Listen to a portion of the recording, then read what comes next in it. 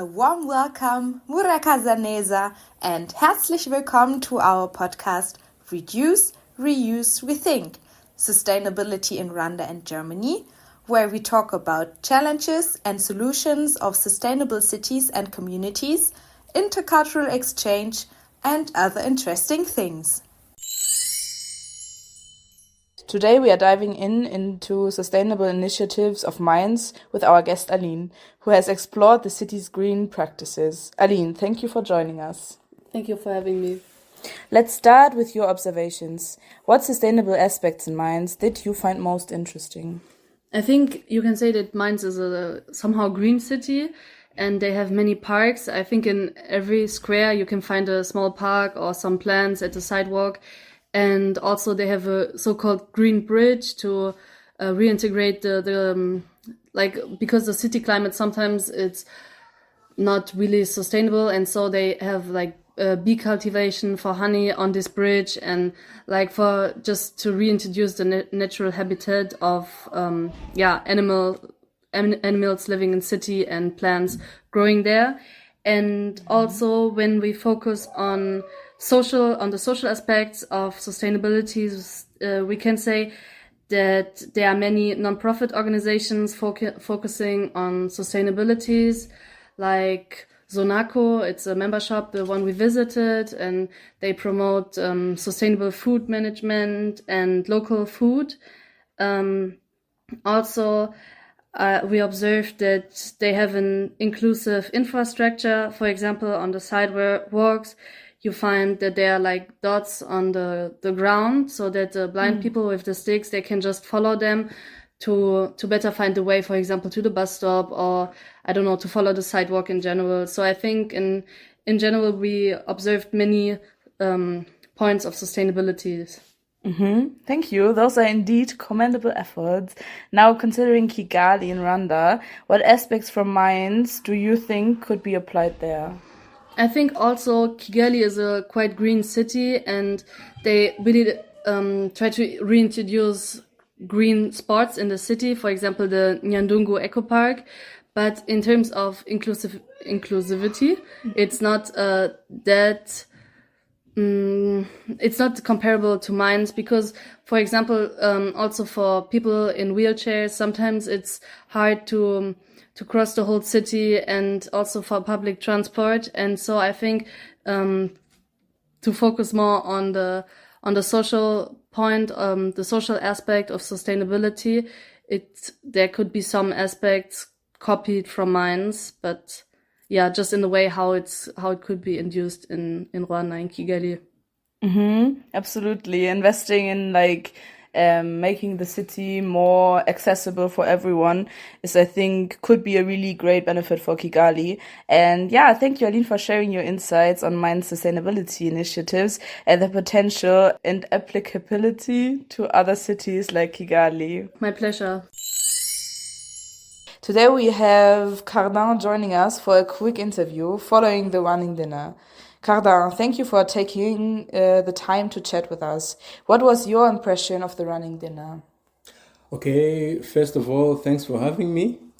It was my first time participating in the running dinner, and before joining, I didn't even what is running dinner, because from Rwanda, and in Rwanda, I don't think we have running dinners, or if there are, I haven't even been invited.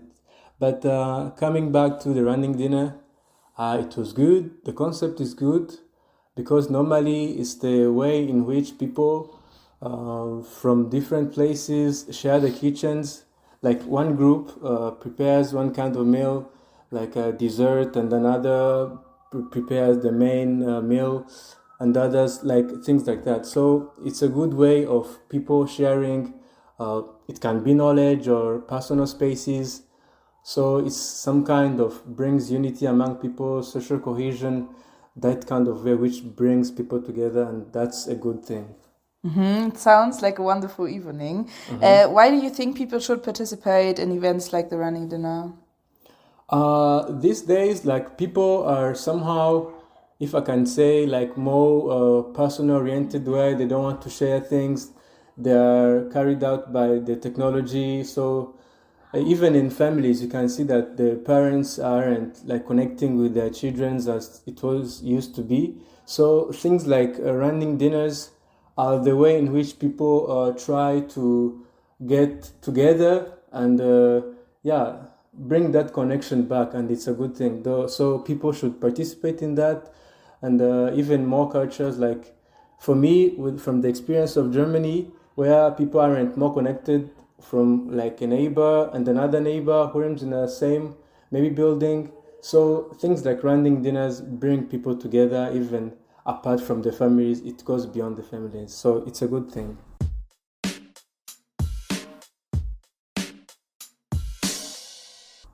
Absolutely. It's so important to bring people together and build communities, I think, and it can really strengthen communities. Yeah. And lastly, would you do it again? Yeah, I'll do it again. And maybe one thing that I saw from the experience of the running dinner that we had here in Germany recently, sometimes the food can be not well prepared, like, and it's a good thing because it's not like the chefs are preparing meals. It's normal people preparing meals, and it's not like the one who prepares this kind of meal is an expert in it. It's just random, and it's a good way of doing things. So yeah, like for us, the rice wasn't cooked well. Oh no. So yeah, it's things like that which brings people like to laugh, and they're like, this group didn't do things well, and they did this well better. So those are the things that bring joy to people, and they get together. Yeah, I would do it again, like even 100 times. Oh wow, wonderful to hear that you are so happy about this evening. And thank you, Cardin, for sharing your impressions and insights with us today. Thanks for having me again.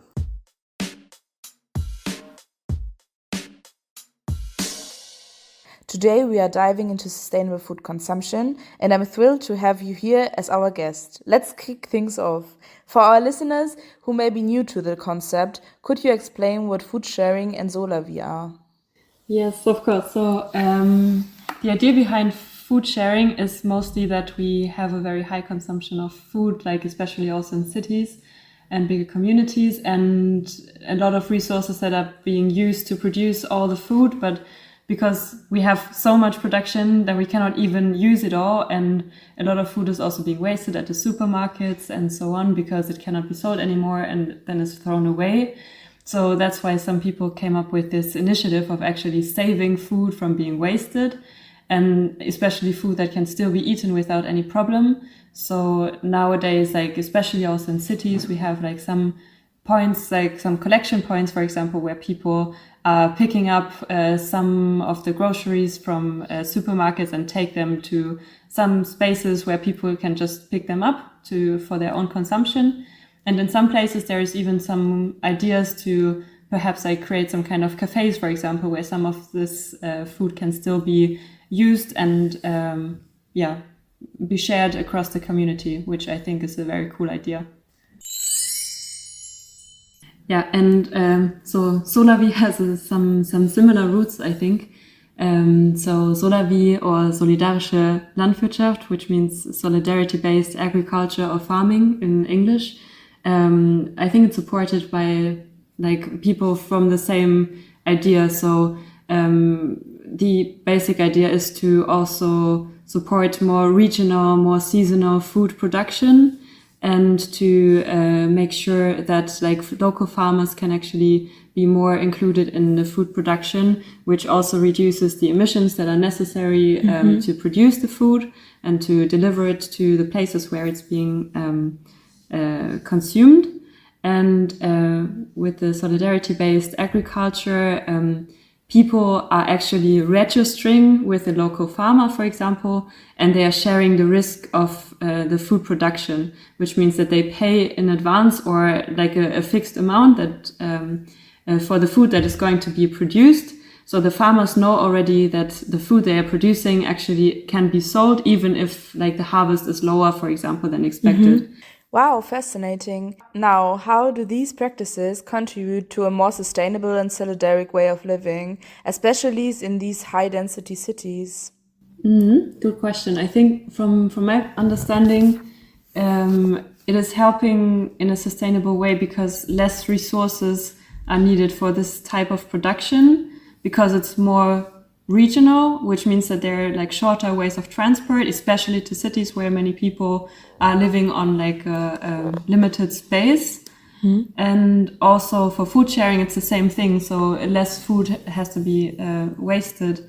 And in the end, this means that we need less resources, which then again is also beneficial, like to slow down climate change. But these, especially also Solavi, is also beneficial in a way that it's supporting local farmers. So especially those that are threatened by like big agricultural, like the kind of superpowers in the agricultural sector. And so we're also helping them in this way to sustain their own farms and to help us in like changing the agricultural system to a way that we can sustain it and live more sustainably. Thank you so much. I think really like also these like high density cities, like they consume so much. So it's like the first place where you need really to start to maybe get more sustainable because they are consuming like most of the products. Thank you.